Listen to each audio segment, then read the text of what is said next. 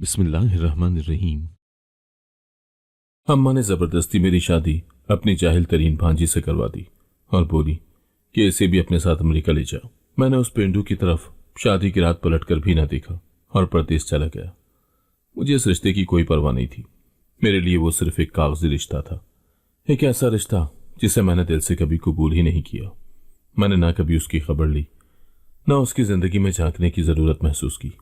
वो एक बोझ थी, एक जिम्मेदारी थी जो मुझ पर थोप दी गई थी और मैंने खुद को इस जिम्मेदारी से आजाद समझ लिया था। 7 साल गुजर गए अमेरिका में।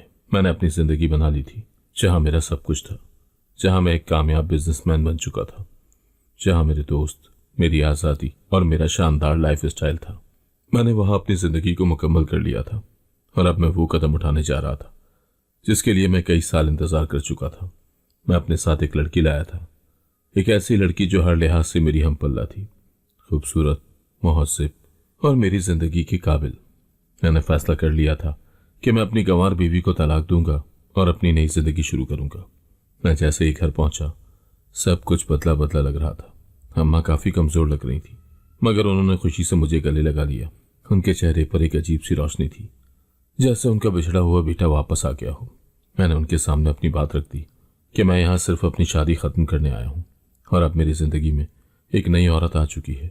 अम्मा के चेहरे का रंग एक लम्हे के लिए उड़ गया, मगर उन्होंने जब्त कर लिया। मैंने सख्त लहजे में कहा कि यह फैसला अटल है और इस पर कोई बहस नहीं हो सकती। मैं जैसे ही अपने कमरे में पहुंचा, वहां कुछ मुख्तलिफ महसूस हुआ। कमरे में खुशबू थी, मगर वो पुरानी देहाती महक नहीं थी जिसे मैं हमेशा नापसंद करता था।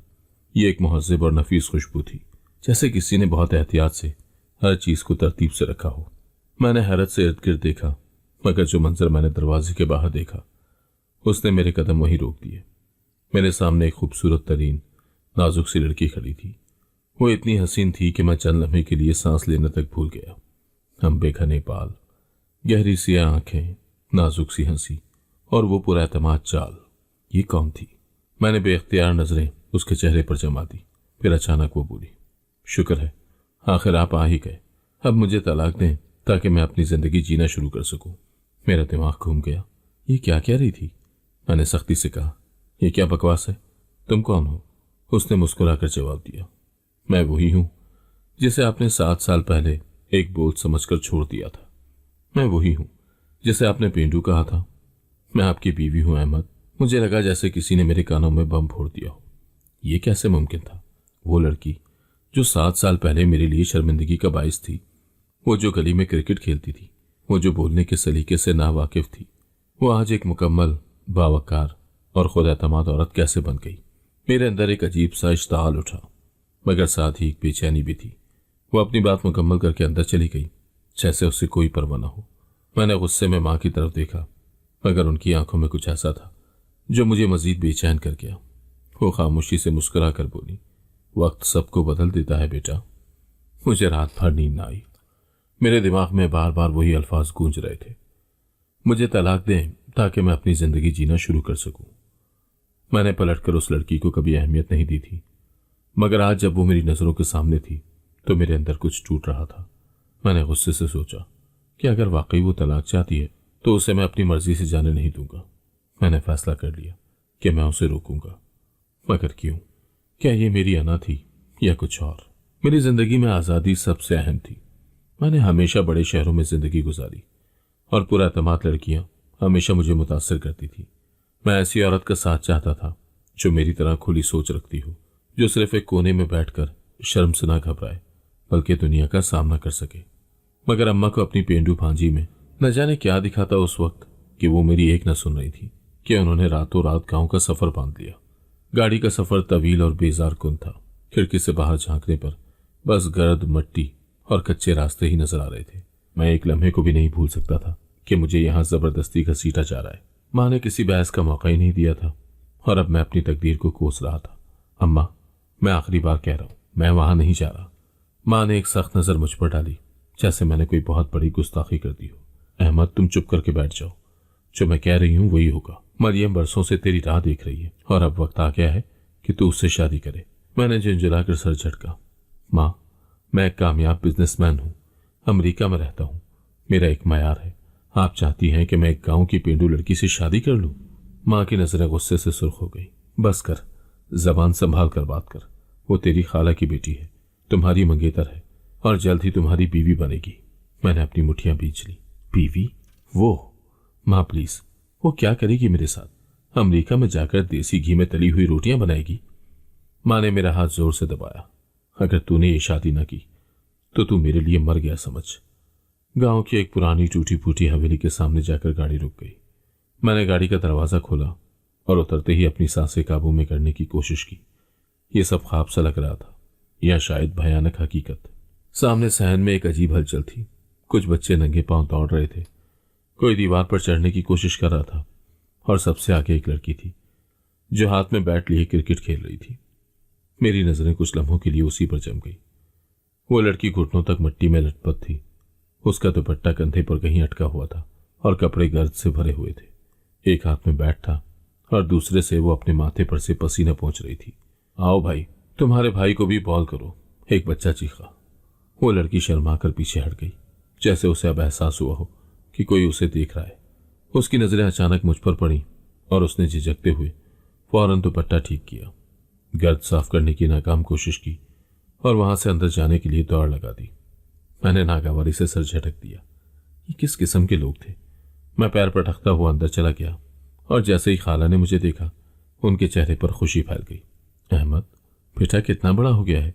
मैंने जबरदस्ती मुस्कुरा कर कहा। जी खाला। अस्सलाम वालेकुम। खाला ने मुझे बैठने का इशारा किया। बेटा, तुम्हें मरियम से मिलवाऊं? वो बहुत खुश है कि तुम आए हो। मैंने सर्द महरी से कंधे उचकाए। जी मिलवाइए, देख तो लूं कि मेरी किस्मत में क्या बला लिखी है।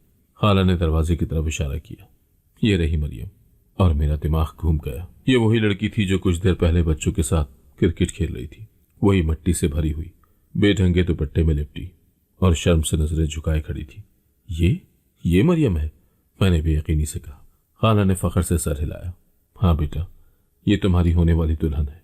मेरी सांसें भारी होने लगी। ये वही लड़की थी जो बच्चे की तरह गली में क्रिकेट खेल रही थी, जो मेरे मयार से मेल नहीं खाती, जो मुझसे ज्यादा किसी छोटे बच्चे की तरह शर्मीली लग रही थी। मेरे अंदर जैसे जलजला आ गया हो।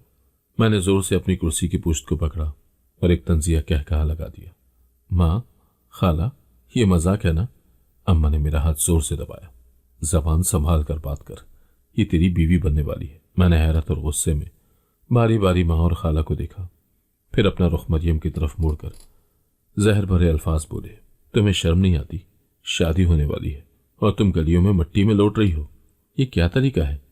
कोई तहजीब नहीं सिखाई गई? मरियम ने नजरें उठाकर मुझे देखा। उसकी पलकें नमी से भीग चुकी थी, जैसे वो पहले ही मेरी तवक्कुआत जानती हो। मैं बस बच्चों के साथ खेल रही थी। मैंने सोचा कि आप देर से आएंगे। उसकी आवाज कांप रही थी। देर से? और इसका मतलब है कि तुम गलियों में खेलती फिरो। अमेरिका में अगर कोई मेरी बीवी को ऐसे देखे तो सब क्या सोचेंगे कि मैं किसी पेंटू या जाहिल लड़की से शादी कर रहा हूं। खाला ने फौरन कुछ कहने के लिए मुंह खोला, मगर मैं हाथ उठाकर बोला, बस करें खाला, कोई वजाहत ना दे। मैं अभी के अभी वापस जाना चाहता हूं। मरियम ने लब भींच लिए। उसके चेहरे पर बेबसी और दुख की हजारों लकीरें बन चुकी थी। अहमद, बस कर दे, मां ने सख्ती से कहा। यह तेरी बीवी बनने जा रही है, इज्जत करना सीख। मैंने दांत पीसे। मां, इज्जत उनकी होती है जो इज्जत के काबिल हो। मैंने ख्वाबों में भी नहीं सोचा था कि मेरी शादी किसी ऐसी लड़की से होगी जिसे खुद भी ये नहीं मालूम कि एक लड़की को कैसे रहना चाहिए। मरियम के होंठ लरसने लगे। उसके आंसू चुपके से उसके गालों पर बहने लगे, मगर उसने कोई जवाब नहीं दिया। उसने एक बार और मुझे देखा और फिर खामोशी से पलटकर कमरे से चली गई। मां ने सख्ती से मेरा बाजू पकड़ा। ये क्या कर दिया तूने? अम्मा, आप ही बताएं, क्या मैं इसके साथ खुश रह सकता हूं? ये मेरा मजाक उड़वाएगी दुनिया के सामने। मां की आंखों में दुख और खाला के चेहरे पर शर्मिंदगी थी, मगर मुझे कोई परवाह नहीं थी। ये शादी नहीं होनी चाहिए थी। ये मेरे साथ नाइंसाफी थी। मैं खाला के घर के मेहमान खाने में धड़ाम से कुर्सी पर बैठ गया। गुस्से से मेरे हाथ मुट्ठियां बन गए थे। दिल में हलचल मची हुई थी। ये सब क्या हो रहा था? मैंने ख्वाब में भी नहीं सोचा था कि एक दिन मुझे जबरदस्ती एक लड़की के साथ बांध दिया जाएगा, जिसका रहन सहन, तौर तरीके, बात करने का अंदाज, सब कुछ मेरे मयार से नीचे था। सामने मेरी माँ, खाला और कुछ रिश्तेदार जमा थे और सबके चेहरों पर खुशी थी, जैसे कोई बड़ी कामयाबी हासिल कर ली हो। माँ, मैं ये शादी नहीं कर सकता। मेरी आवाज इतनी सख्त थी कि पूरे कमरे में खामोशी छा गई। सबने चौंक कर मेरी तरफ देखा, मगर मां के चेहरे पर एक सख्ती उभरी। वो अपनी जगह से उठी और मेरे सामने आकर खड़ी हो गई। अहमद, ये आखिरी बार कह रही हूं, अपनी बकवास बंद करो।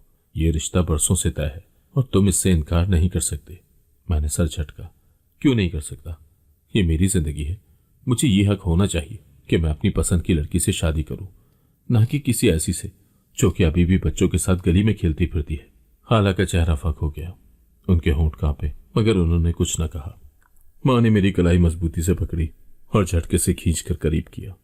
बेटा, याद रख, अगर तूने आज इनकार किया तो मेरा जनाजा ही दिखेगा। मैं अपनी बहन को इस उम्र में धोखा नहीं दे सकती और ना ही मरियम को बदनाम होने दूंगी। मां, खुदा के लिए, जमाना बदल गया है। ये पुराने वक्त की कहानियां छोड़ दें। इज्जत का मतलब ये नहीं है कि आप जबरदस्ती किसी की जिंदगी बर्बाद करें। बर्बाद? तू कह रहा है कि मरियम तेरी जिंदगी बर्बाद कर देगी? मां का लहजा और सख्त हो गया। हाँ, बर्बाद। मां, वो लड़की मेरे किसी मयार पर पूरी नहीं उतरती। उसका रहन सहन, बोलचाल, सब कुछ देख लिया आपने। मैं किसी जाहिल देहाती लड़की को अपनी बीवी नहीं बना सकता। मुझे एक जोरदार थप्पड़ पड़ा। पूरे कमरे में खामोशी छा गई। मेरी मां की सांसें तेज हो रही थी। उनकी आंखों में आंसू आ गए थे, मगर उनकी नजरें अभी भी मुझ पर जमी हुई थी। तूने अभी तक कुछ नहीं देखा अहमद। मरियम वो लड़की है जो तुझसे ज्यादा इज्जतदार है और ये रिश्ता होकर रहेगा, चाहे तुझे पसंद हो या ना हो। मैंने गुस्से से मुठियां भींच ली। ठीक है, कर लो शादी, मगर याद रखना, मैं उसे कभी कबूल नहीं करूंगा। खाला का सर झुक गया, मगर मां ने मेरा बाजू छोड़ा और खाला की तरफ मुड़कर कहा, बहन, तैयारियां कर लो, हमारा बेटा राजी है। मैं राजी नहीं था, मैं बस मजबूर था। निकाह की रस्म शुरू हो चुकी थी। पूरा गांव जमा था। सब खुशी से झूम रहे थे, गाने गाए जा रहे थे, लोग खुशियां मना रहे थे, मगर मैं उन सबसे अलग एक कोने में बैठा था, किसी ऐसी सजा का मुंतजिर जो अभी मेरे ऊपर नाफिज होने वाली थी। मौलवी साहब ने निकाह के लिए मेरा नाम पुकारा और जैसे ही बैठा, दिल में एक अजीब सी बेचैनी थी। कबूल है, मेरा दिल चीख कर कह रहा था कि नहीं, मगर मां की सख्त नजरें मेरे दिल के हर जज्बात को कुचल रही थी। कबूल है। मेरी आवाज इतनी बेजान थी कि शायद मौलवी साहब ने दोबारा तस्दीक चाही, मगर मैंने फिर दोहराया, कबूल है। दूसरी तरफ वो खामोश सी लड़की बैठी थी। उसका चेहरा ढका हुआ था, मगर मैं जानता था कि वो रो रही होगी। कबूल है। उसकी आवाज हल्की, कपकपाती हुई थी। यह निकाह मेरे लिए बोझ था और मैंने फैसला कर लिया था कि यह बोझ ज्यादा देर नहीं उठाना। शादी के बाद हर तरफ हंगामा था, खुशी की सदाएं थी, मगर मैं अपने कमरे में था, खामोश, संजीदा और शदीद गुस्से में डूबा हुआ। दरवाजा खुला और वो अंदर आई। उसने एक पल के लिए मुझे देखा, फिर नजरें झुका ली। अस्सलाम वालेकुम अहमद। मैंने जवाब देना भी मुनासिब न समझा। अहमद, मैं जानती हूं कि आप मुझसे नाराज हैं और आप मुझसे खुश नहीं हैं, लेकिन मैं वादा करती हूं कि मैं बंद करो ये बकवास, मैंने अचानक सख्ती से कहा। मरियम ने चौंक कर मुझे देखा। देखो मरियम, मैं साफ लफ्जों में बात करता हूं, ये शादी जबरदस्ती की गई है और मैं तुम्हें कभी कबूल नहीं करूंगा। ये मेरा फैसला है और हमेशा रहेगा। मरियम के चेहरे पर जख्मों जैसे तासुरात उभरे, आंखें भर आईं, मगर उसने जब्त कर लिया। आपको मुझसे इतनी नफरत क्यों है? उसकी आवाज टूटी हुई थी। क्यों? क्योंकि तुम एक पेंडू हो। तुम्हें देखकर मुझे शर्मिंदगी महसूस होती है। मैं तुम्हें अपने साथ नहीं रख सकता। मैं तुम्हारे साथ कोई जिंदगी नहीं गुजार सकता। एक आंसू उसकी आंख से गिरा, मगर उसने फौरन अपने दुपट्टे से पोंछ लिया। मैं कोशिश करूंगी कि आपको शर्मिंदा ना होने दूं। ये कोशिश करने की जरूरत नहीं है। मैं कल सुबह ही अमेरिका जा रहा हूं और तुम्हारे साथ कोई ताल्लुक नहीं रखना चाहता। मरियम की सांसें उखड़ने लगी, मगर वो कुछ ना बोली। तुम्हारे लिए बेहतर होगा कि तुम मुझे भूल जाओ। मैं तुम्हें कभी भी अपनी बीवी नहीं मानूंगा। मैंने बगैर उसकी तरफ देखे दरवाजा खोला और बाहर निकल गया। ये सब ज्यादा देर नहीं चलेगा। मैं जल्द ही इस ताल्लुक को खत्म कर दूंगा। 7 साल गुजर गए और मुझे पता भी ना चला। मैंने सोचा था कि मैं कभी वापस नहीं आऊंगा। अमेरिका में जिंदगी बेहतरीन थी। मैंने कामयाब बिजनेस खड़ा कर लिया था। अमीर लोगों में उठना बैठना था और सबसे बढ़कर मैं आजाद था। वहां ना मां की जबरदस्ती थी, ना गांव के पुराने रस्म रिवाज, ना वो पेंडू बीवी जिसे मैंने अपनी जिंदगी से बाहर धकेल दिया था। लेकिन तकदीर का खेल देखो, मैं वापस आ गया था। मां की तबीयत सख्त खराब हो चुकी थी। जब फोन पर उनकी नाकाहत भरी आवाज सुनी तो पहली बार दिल में अजीब सा एहसास जागा। बेटा, बस एक बार मुझे देख जा। मैं तुझे माफ नहीं करूंगी। अगर तू ना आया तो मुझे फौरन टिकट बुक करवानी पड़ी। जैसे ही जहाज लैंड हुआ, अजीब सा बोझ दिल पर महसूस होने लगा। 7 साल बाद मैं उस जमीन पर कदम रख रहा था जहां मेरी जबरदस्ती शादी हुई थी। जब मैंने उसे दोबारा देखा, घर पहुंचा तो सब बदल चुका था। मां बिस्तर पर लेटी थी, काफी कमजोर लग रही थी, मगर मुझे देखकर उनके चेहरे पर रोशनी आ गई। मैंने आगे बढ़कर उनका हाथ पकड़ा और वो रो पड़ी। क्यों गया था अहमद? क्यों इतना बेरहम हो गया था? मैंने कोई जवाब नहीं दिया, बस उनका हाथ दबा दिया। उस वक्त मेरा ध्यान किसी और तरफ नहीं था, मगर जैसे ही बाहर आया, सहन में कदम रखते ही मेरे कदम वहीं जम गए। मेरी आंखों के सामने धचका था एक खूबसूरत जदीद तर्ज की लड़की, जिसके चेहरे पर अजीब सा एतमाद था। बच्चों के साथ बैठी हंस रही थी। ये कौन थी? मैंने गौर से देखा। लंबे खुले बाल, खूबसूरत लिबास, नाजुक नकोश। ये कैसे मुमकिन था? ये मरियम थी। मुझे लगा जैसे जमीन घूम गई हो। ये वही मरियम है जिसे मैं छोड़कर गया था। क्या ये वही मरियम थी? मैं जैसे किसी ख्वाब में था। ये वही लड़की थी जिसे मैंने पेंडू, बेढंगी और जाहिल कहकर छोड़ा था, जिसे मैंने हकीर समझकर नजरअंदाज कर दिया था। मैंने उसकी आंखों में देखा वही आंखें जिनमें कभी खौफ था, शर्मिंदगी थी, कमजोरी थी। अब उनमें एतमाद, चमक और सर्द महरी थी। ये वही लड़की थी जिसके बारे में मैंने कहा था कि तुम्हें देखकर मुझे शर्मिंदगी महसूस होती है। अब अगर मैं उसे किसी महफिल में ले जाऊं तो लोग मुझे रश्क भरी नजरों से देखेंगे। ये सब कैसे हो गया? जब मैंने सुना कि वो किसी और के लिए तैयार हो रही है, अभी मैं शौक में ही था कि मुझे मजीद एक धचका लगा। जल्दी करो मरियम, आयान का फोन आया था, वो तुम्हें लेने आ रहा है। ये सुनकर मेरा दिल जैसे उछलकर हलक में आ गया। आयान? ये कौन है और ये कब से हो रहा है?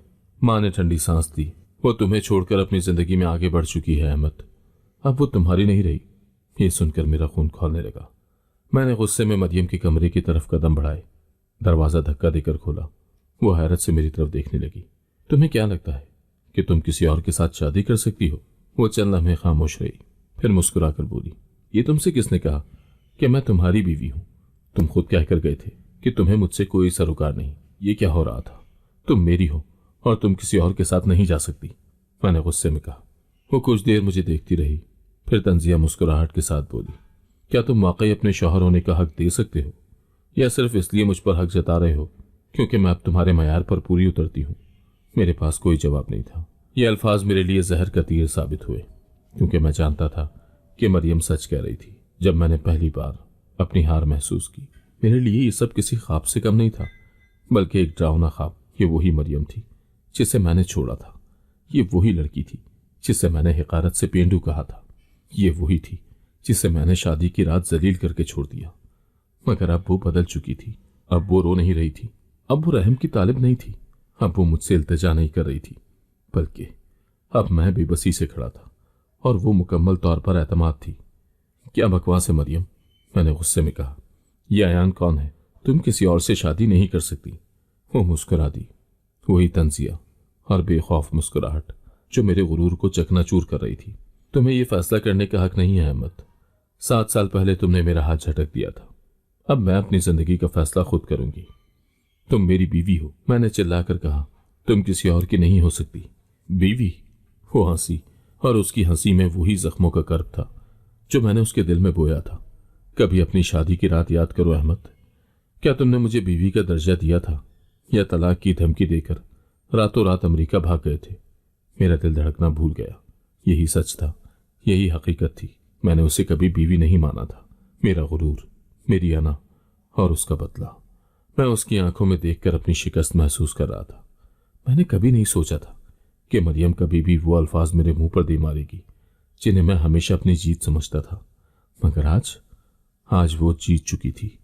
मैं एक पल के लिए खामोश रहा, फिर दांत पीसते हुए बोला, तुमने खुद को बदला, तुमने अपनी जिंदगी बेहतर की, बहुत अच्छा किया, मगर इसका यह मतलब नहीं है कि तुम मुझे छोड़कर किसी और के साथ जा सकती हो। मैं किसी की मलकियत नहीं हूं अहमद, मैं अपनी जिंदगी खुद जीना चाहती हूं, उसने सर्द लहजे में कहा। मेरी मुट्ठियां भिज गईं। तुम्हारी हिम्मत कैसे हुई ये सब सोचने की? मैंने आगे बढ़कर उसकी कलाई पकड़ ली। मेरी उंगलियां उसकी नरम जिल्द पर सख्त गिरफ्त जमाए हुए थी, जैसे मैं उसे अपने काबू में रखना चाहता था, जैसे मैं चाहता था कि वो मेरी गिरफ्त से कभी ना निकल सके। उसकी आंखों में एक लम्हे के लिए पुराना ख्वाब झलका, वही बेबसी जो मैंने पहले भी देखी थी। मगर फिर वो खुद को संभाल गई। मेरी गिरफ्त में होने के बावजूद वो एक बेनियाज मुस्कुराहट के साथ मुझे देख रही थी, जैसे उसे कोई परवाह ही न हो, जैसे मैं अब उसके लिए कोई अहमियत ही न रखता हूं। यह बात मुझे अंदर तक तोड़ रही थी। वो मरियम जो कभी मेरे नाम से जुड़ी थी, जो कभी मेरी एक नजर के लिए तड़पती थी, आज मेरी मौजूदगी से बेखबर लग रही थी। तो फिर मुझे तलाक दे दो अहमद। ये लफ्ज बम की तरह मेरे कानों में गूंजे। ऐसा लगा जैसे किसी ने मेरे सीने में चाकू उतार दिया हो, जैसे मेरी अपनी ही सांसें मुझसे बेवफाई कर गई हों। क्या? मैंने बेयकीनी से कहा। मेरी गिरफ्त लम्हा भर के लिए ढीली पड़ी, मगर वो पीछे नहीं हटी। उसकी आंखों में अब एक नई रोशनी थी, वो रोशनी जो मुझे पहले कभी नहीं दिखी थी, वो रोशनी जो उसकी मजबूती का ऐलान कर रही थी, जो कह रही थी कि अब वो मेरी शराइत पर नहीं, अपनी शराइत पर चलेगी। हाँ अहमद, मुझे तलाक दे दो, मुझे इस रिश्ते से आज़ाद कर दो। जो तुम्हारे लिए कभी बोझ था, मैं मजीद इंतजार नहीं कर सकती। मैं मजीद एक ऐसे आदमी के साए में नहीं रह सकती जो मुझसे मोहब्बत ही नहीं करता। मोहब्बत नहीं करता? मैंने आहिस्ता से दोहराया, जैसे ये लफ्ज खुद मुझसे नावाकिफ हो, जैसे मुझे पहली बार एहसास हुआ हो कि मैंने हमेशा यही सोचा कि मैं आज़ाद था, मैं जो चाहूं कर सकता था। मगर मैंने कभी नहीं सोचा कि शायद मैं खुद ही इस रिश्ते में बंधा हुआ था। मरियम, मैं तुम्हें तलाक नहीं दूंगा। मैंने अपनी उंगलियां ढीली कर दी, मगर मेरा हाथ अब भी उसकी कलाई पर था, जैसे मैं उसे जाने से रोकना चाहता था, जैसे मेरी गिरफ्त ज़ाहरी तौर पर कमजोर हुई हो, मगर मेरे दिल में तूफान बरपा था। वो एक पल को रुकी, उसकी पलकें हल्की सी लर्जी, जैसे वो भी इस लम्हे की शिद्दत को महसूस कर रही हो, जैसे कहीं ना कहीं उसके अंदर भी कोई इज़्तिराब था। मरियम, तुम वाकई मुझे छोड़ना चाहती हो? मेरी आवाज़ सरगोशी में बदल चुकी थी। वो गुरूर, वो सख्ती, वो बेनियाजी, सब कहीं खो चुकी थी। उसने धीरे से मेरी तरफ देखा। उसकी गहरी आंखों में एक सवाल था, एक बेयकीनी, जैसे वो अभी मेरी तब्दीली को परख रही हो। तुम्हें अब ये सवाल पूछने की जरूरत क्यों महसूस हो रही है अहमद? उसका लहजा नरम था, मगर उसमें वही सख्ती थी जो हमेशा मुझे मेरे अल्फाज याद दिलाती थी। वही अल्फाज जो मैंने उस पर बरसाए थे, वही जख्म जो मैंने उसे दिए थे। मैंने गहरी सांस दी। मेरी हाथ की गिरफ्त उसकी कलाई पर मजीद हल्की हो गई, मगर मैंने उसे छोड़ा नहीं, क्योंकि मैं तुम्हें खोना नहीं चाहता मरियम। मैंने एतराफ़ कर लिया। वो कुछ लम्हे के लिए साकत हो गई। शायद उसे मेरी अल्फाज सुनने की तवक्को ही नहीं थी, या शायद वो ये अल्फाज सुनने के लिए ही सब कुछ सह रही थी, मगर उसके चेहरे पर कोई वाज़ेह रद्द-ए-अमल नहीं था। अब बहुत देर हो चुकी है अहमद, उसने आहिस्ता से कहा, मगर उसकी आवाज़ में एक कपकपाहट थी, एक हल्की सी लर्जिश जो मैंने महसूस की, जैसे वो खुद भी मुकम्मल तौर पर इस फैसले के लिए तैयार ना हो। नहीं, अभी नहीं मरियम। मैंने कदम बढ़ाया, उसके और करीब आ गया। वो पीछे नहीं हटी। उसकी आंखों में इज़्तिराब था, जैसे वो जानना चाहती हो कि मैं आगे क्या कहूँगा, जैसे वो खुद भी एक आखिरी उम्मीद सुनने के लिए खड़ी हो। अगर मैं कहूँ कि मैंने तुम्हें हमेशा चाहा, मगर मैंने खुद को कभी ये मानने नहीं दिया, मैंने आहिस्ता से कहा। मेरी आवाज़ इतनी हल्की थी कि शायद सिर्फ वही सुन सकती थी। उसकी सांसें एक पल को उखड़ गई, मगर वो जल्द ही खुद को संभाल गई। अगर मैं कहूँ कि मैंने इन 7 सालों में खुद को धोखा दिया, तुम्हें नहीं। उसकी आंखों में आंसू तैरने लगे। वो नजरें चुरा रही थी, मगर मैंने उसकी थोड़ी हल्के से थाम कर उसका चेहरा अपनी तरफ मोड़ लिया। अगर मैं कहूँ कि मैं तुम्हें छोड़ नहीं सकता और मैं तुम्हें तलाक नहीं दूंगा, क्योंकि मैंने तुम्हें कभी छोड़ने के लिए चाहा ही नहीं था। उसके होंठ हल्के से कांपे, जैसे वो कुछ कहना चाहती थी, मगर फिर उसने गहरी सांस दी और अपना हाथ मेरी गिरफ्त से आजाद करवा लिया। तुमने हमेशा मुझे रोका अहमद, मगर कभी मुझे अपनाने की हिम्मत नहीं की। मैं अब तुम्हारी जिद या तुम्हारे पछतावे का हिस्सा नहीं बन सकती। मेरे कदमों तले से जमीन खिसकने लगी थी और मैंने आहिस्ता से उसके कान में सरगोशी की। मैं तुम्हें अपनाने के लिए हर हद तक जाऊंगा। वो चंद लम्हे मुझे देखती रही, तो गुस्से में मैं कमरे से बाहर निकल आया और सीधा अम्मा के पास गया। माँ, ये सब क्या हो रहा है? यह आयान कौन है? मरियम क्यों तलाक लेना चाहती है? माँ ने एक ठंडी आह भरी और धीरे से बोली, बेटा, जो जुल्म तुमने मरियम पर किया था, क्या तुम्हें लगा कि वो हमेशा तुम्हारा इंतजार करेगी? मेरा दिल डूबने लगा। वो 7 साल तुम्हारी राह देखती रही अहमद। वो हर दिन सोचती रही कि शायद आज तुम फोन करोगे, शायद आज तुम वापस आ जाओगे, शायद आज तुम उसे अपनी जिंदगी में कबूल कर लोगे, मगर तुमने कभी पलट कर नहीं देखा। मैं खामोशी से मां को देखता रहा। जब उसने खुद को संवारना शुरू किया, पढ़ाई मुकम्मल की और शहर में अपनी एक पहचान बनाई, तब कहीं जाकर वो तुम्हें भूलने में कामयाब हुई और अयान उसकी जिंदगी में आया। मेरी सांसें उखड़ने लगी। अहमद, अयान उसे इज्जत देता है, मोहब्बत देता है, वो मरियम की कदर करता है, वो तुम्हारी तरह जालिम नहीं है। ये अल्फाज मेरे दिल में छुरी की तरह लगे और जैसे तूफान आ गया हो। मुझे गुस्सा आ रहा था, मगर मैं ये समझ नहीं पा रहा था कि क्यों। मैंने तो पहले ही तलाक देने का फैसला कर रखा था, फिर अब उसकी ये बेनियाजी क्यों बर्दाश्त नहीं हो रही थी। मैंने पहली बार महसूस किया कि मैं शायद उसे खोने के खौफ में मुब्तला हो रहा था। मगर क्या मैं वाकई उसे खोना नहीं चाहता था, या ये महज मेरा गुरूर था जो टूट रहा था। तो अब वो वाकई मुझसे अलग हो रही थी। क्या मैंने उसे हमेशा के लिए खो दिया था? मैंने पहली बार अपनी मोहब्बत महसूस की। यूं उस दिन के बाद मैंने उस पर नजर रखना शुरू कर दी। वो पहले की तरह नहीं थी, वो बदल चुकी थी और यही चीज मुझे बेचैन कर रही थी। मैंने कई बार उसे रोकने की कोशिश की, मगर वो हर बार एक ही जवाब देती, अहमद, ये तुम्हारा फैसला था, अब मैं भी अपनी राह चुन रही हूं। एक दिन मैंने उसके फोन पर किसी अयान नामी शख्स का नाम देखा और तब मुझे एहसास हुआ कि मैं उसे किसी और के साथ बर्दाश्त नहीं कर सकता। मैंने उसका हाथ पकड़कर सख्ती से कहा, मैं तुम्हें तलाक नहीं दूंगा। वो हैरत से मेरी तरफ देखने लगी, जैसे उसे यकीन न आ रहा हो। जिंदगी बाज़ औक़ात एक लम्हे में सब कुछ बदल देती है। रात को मैं छत पर बैठा था, सोचों में गुम। मेरी नज़र नीचे सहन में गई, जहां मरियम खामोशी से खड़ी आसमान को देख रही थी। वो अब कितनी बदल चुकी थी। अब वो डरी सहमी पेंडू लड़की नहीं थी, अब वो खुद एतमाद, मजबूत और बावकार थी। और मेरा दिल कह रहा था कि मैं अब उसे खोना नहीं चाहता। मैं अभी मरियम के अल्फाज की तलखी से निकल भी नहीं पाया था कि अचानक एक चीख की आवाज सुनाई दी और मैं और मां बाहर की तरफ भागे। गली में लोगों का रश था, शोर था। जैसे ही मैंने आगे बढ़कर देखा, मेरा दिल दहल गया। जमीन पर खून था और उस खून में मरियम पड़ी हुई थी। उसके हाथ कांप रहे थे, चेहरा खौफ से सफेद हो चुका था और आंखें नीमबाज थी। कोई एम्बुलेंस बुलाओ, मैं चीखा, मगर मेरे अल्फाज जैसे हवा में घुल गए। मां जोर जोर से रो रही थी, खाला परेशान खड़ी थी और मैं सिर्फ एक ही चीज सोच रहा था कि अगर इसे कुछ हो गया तो मैं कभी खुद को माफ नहीं कर सकूंगा। मैं एम्बुलेंस में बैठा था। मरियम के सर पर पट्टी बंधी हुई थी और डॉक्टर उसकी हालत चेक कर रहे थे। खून काफी बह चुका है, हमें फौरी तौर पर ऑपरेशन करना होगा, एक डॉक्टर बोला।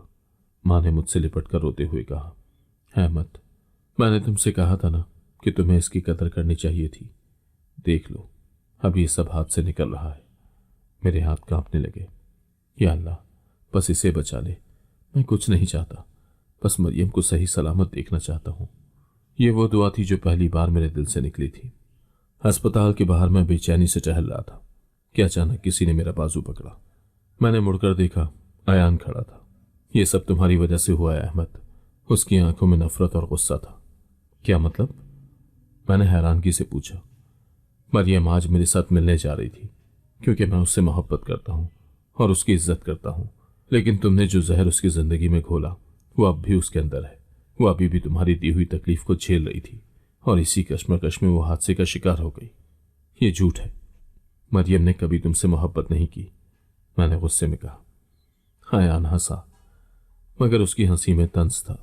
मोहब्बत? अहमद, तुमने मरियम को मोहब्बत दी ही कब थी? तुमने उसका मजाक बनाया, उसे रुसवा किया, उसे छोड़ दिया, और अब जब वो खुद को संवार चुकी है तो तुम्हें फिक्र होने लगी है। मेरा दिल तेजी से धड़कने लगा। सच कहूं अहमद, अगर मरियम को होश आते ही उसने मुझे अपनाने का फैसला कर लिया तो तुम क्या करोगे? मेरी सांस रुक गई। नहीं, ये नहीं हो सकता। 24 घंटे गुजर चुके थे। मैं अस्पताल के कमरे में बैठा था और मरियम बेहोश लेटी थी। माँ, खाला और अयान भी कमरे में थे। एक पल को ऐसा लगा जैसे वक्त रुक गया हो, और फिर मरियम ने अपनी आंखें खोल दी। माँ ने अल्लाह का शुक्र अदा किया और खाला की आंखों में खुशी के आंसू थे। मरियम, मेरी बच्ची, माँ ने उसका हाथ थामा। क्या तुम ठीक हो? मैंने आहिस्ता से पूछा। मरियम ने मेरी तरफ देखा और फिर अपना हाथ झटक कर अलग कर लिया। मुझे लगा जैसे किसी ने मेरे सीने में खंजर मार दिया हो। मैं तुमसे बात नहीं करना चाहती अहमद। उसके ये अल्फाज मेरे दिल में गूंजने लगे। मरियम, मैंने तो तुमसे मोहब्बत की है, मैंने बमुश्किल कहा। वो हंसी, मगर उसकी हंसी में दर्द और जख्मों की गहराई थी। मोहब्बत? अहमद, तुमने मुझसे मोहब्बत कब की थी?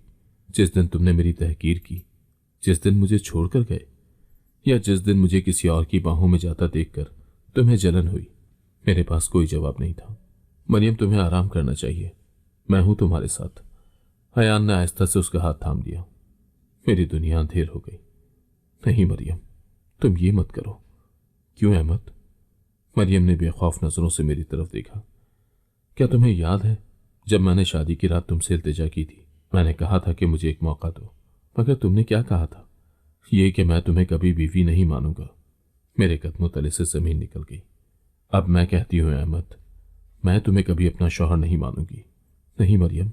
मैंने उसका हाथ पकड़ना चाहा, मगर उसने पीछे हटकर कहा, अहमद, मैं तुम्हारी जिंदगी में वो बोझ नहीं बनना चाहती जो तुमने हमेशा मुझे समझा था। मैंने कभी किसी के लिए इतनी बेचैनी महसूस नहीं की थी जितनी उस वक्त कर रहा था। अस्पताल में 2 दिन गुजर चुके थे। मरियम होश में आ गई थी, लेकिन वो मुझसे एक लफ्ज भी नहीं बोलना चाहती थी। मरियम, मुझे सिर्फ एक मौका दो। नहीं अहमद, अब मैं वही कर रही हूं जो तुमने 7 साल पहले किया था। तुम्हें नजरअंदाज कर रही हूं। यह सुनकर मेरा दिल जैसे टूट कर रह गया। ये जख्म जो तुम्हें लगे हैं मरियम, मुझे लगता है जैसे ये मेरे दिल पर लगे हैं। तुम्हें क्या लगता है कि सिर्फ मेरे जिस्म पर जख्म है अहमद? मेरे अंदर जो जख्म है वो तुम्हारी दी हुई तकलीफ से बड़े हैं। मैं खामोश हो गया। वो सच कह रही थी। मैंने उसे हमेशा हकीर समझा था। मुझे लगता था कि मैं उससे बेहतर इंसान हूं। मैं उसे छोड़कर जा सकता हूं, मुझे उसकी जरूरत नहीं। लेकिन अब मुझे एहसास हो रहा था कि मैंने दुनिया की सबसे कीमती चीज को खो दिया है। मैंने कभी सोचा भी नहीं था कि जिस लड़की को मैंने धुतकारा था वो एक दिन मुझसे ज्यादा मजबूत हो जाएगी। अब वो मुझे अपनी जिंदगी में जगह देने को तैयार नहीं थी। अयान अस्पताल आया और जैसे ही उसने मरियम का हाथ थामा, मेरा खून खौलने लगा। मरियम, तुम्हें आराम करना चाहिए, मैं हूं तुम्हारे साथ। मैं बर्दाश्त नहीं कर पाया। क्या हो रहा है मरियम? तुम मुझे छोड़कर किसी और के साथ जा सकती हो? उसने मेरी तरफ देखा और उसकी आंखों में वही दर्द था जो मैंने उसके दिल में बोया था। मैं अस्पताल के बाहर खड़ा था। सर्द हवा चल रही थी, लेकिन मेरी सांसें धक धक कर रही थी। क्या मैं वाकई मरियम को खो चुका हूं? पहले मुझे लगता था कि मैं जो चाहूंगा वही होगा। मैं चाहूं तो मरियम से शादी कर लूं, मैं चाहूं तो उसे छोड़ दूं, मैं चाहूं तो वापस आकर उसे रोक दूं। लेकिन अब हकीकत मुख्तलिफ थी। अब मरियम मुझे छोड़ना चाहती थी और मैं चाहकर भी उसे रोक नहीं सकता था। मैं अस्पताल के दरवाजे से बाहर आ रहा था कि अचानक अयान मेरे सामने आ गया। अहमद, तुम अपनी हार तस्लीम क्यों नहीं कर लेते? क्या? मैंने गुस्से से कहा। तुमने मरियम के साथ बुरा किया, तुमने उसे ठुकराया, और अब तुम्हें लगता है कि वो तुम्हारे पास वापस आ जाएगी। मैं उससे मोहब्बत करता हूं, मैं चिल्लाया। अयान मुस्कुरा दिया।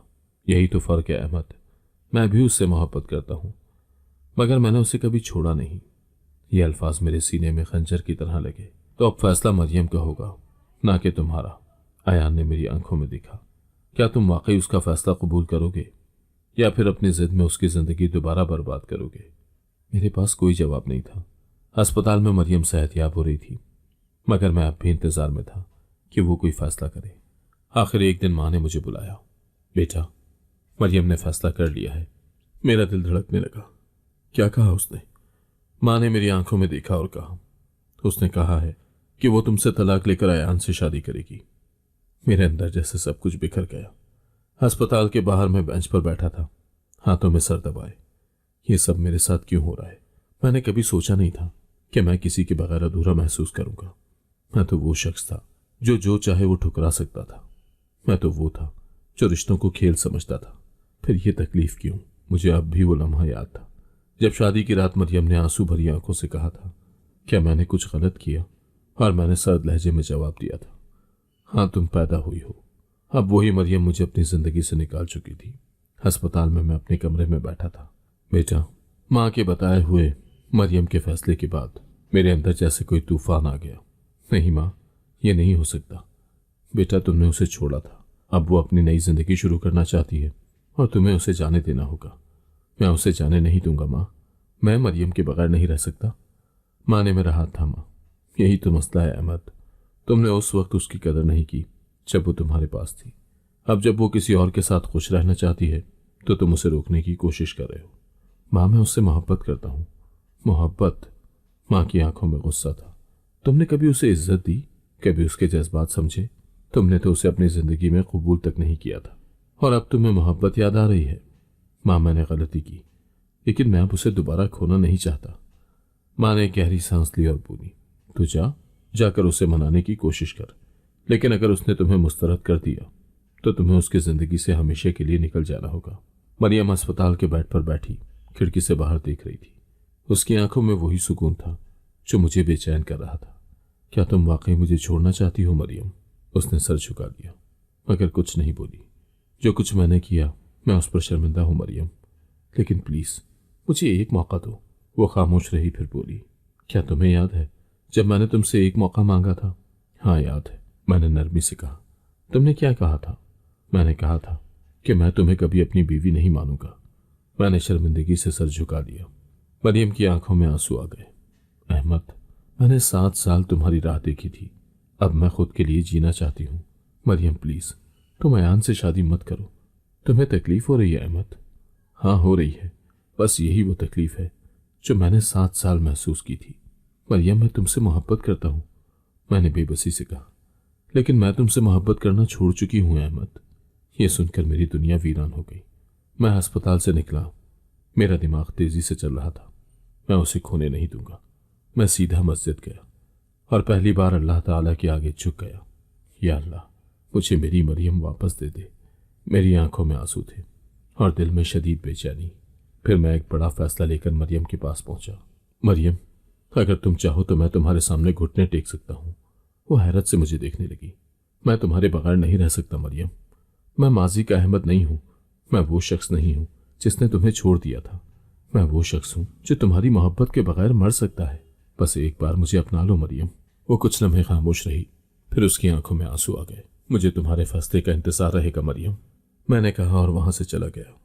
मरियम अस्पताल से डिस्चार्ज हो गई थी और आज वो अपनी नई जिंदगी का फैसला करने वाली थी। या तो वो अहमद को माफ करके वापस चली जाएगी या वो अयान को अपना हमसफर बना लेगी।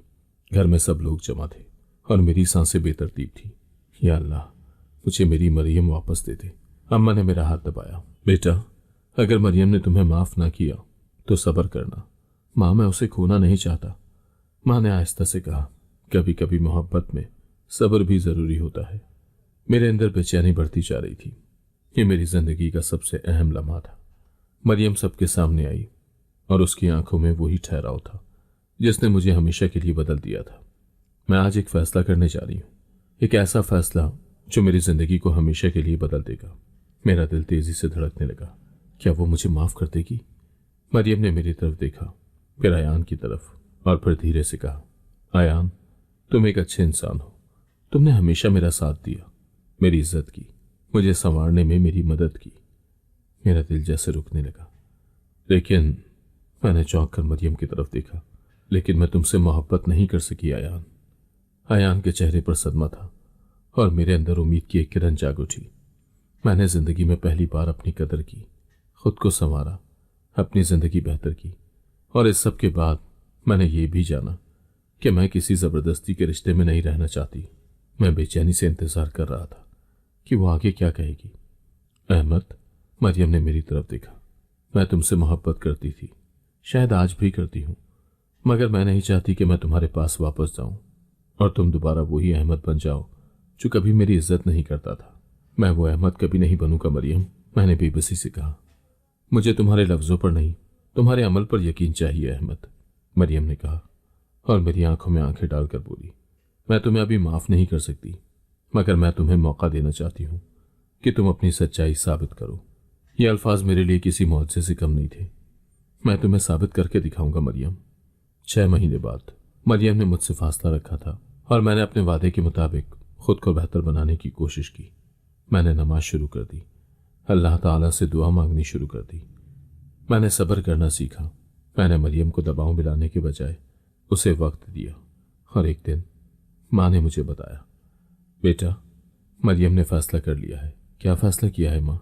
मैंने घबरा कर पूछा। माँ ने मुस्कुराते हुए कहा, मरियम तुम्हें एक और मौका देने को तैयार है। मेरी आंखों में खुशी के आंसू आ गए। या अल्लाह तेरा शुक्र है। अब वो लम्हा था जिसका मैंने बेसब्री से इंतजार किया था। ये वो दिन था जो मैंने कभी सोचा भी नहीं था कि आएगा। मरियम दुल्हन बनी मेरे सामने खड़ी थी, मगर इस बार ये जबरदस्ती की शादी नहीं थी, ये मोहब्बत की शादी थी, एक कबूलियत की शादी थी। कबूल है? मौलवी साहब ने मुझसे पूछा। मैंने नम आंखों से मरियम को देखा और वो मुस्कुरा दी। कबूल है, कबूल है, कबूल है। ये अल्फाज कहकर मुझे लगा जैसे मैंने जिंदगी की सबसे बड़ी जीत हासिल कर ली हो। ये वही रिश्ता था जो मैंने खुद तोड़ा था, मगर वक्त ने मुझे सिखाया कि मोहब्बत को जीतने के लिए खुद को बदलना पड़ता है। मैंने मरियम को पाया, मगर सिर्फ इसलिए कि मैंने खुद को उसके काबिल बनाया। ये मेरा दूसरा मौका था और इस बार मैं उसे खोने नहीं दूंगा। अगर आपको आज की कहानी पसंद आई है तो वीडियो को जरूर लाइक कीजिएगा और अपने दोस्तों के साथ भी शेयर कीजिएगा। और हां, अगर आपने अभी तक हमारा चैनल सब्सक्राइब नहीं किया तो जरूर सब्सक्राइब करें। मिलते हैं कल एक नई और दिलचस्प कहानी के साथ। अल्लाह हाफिज।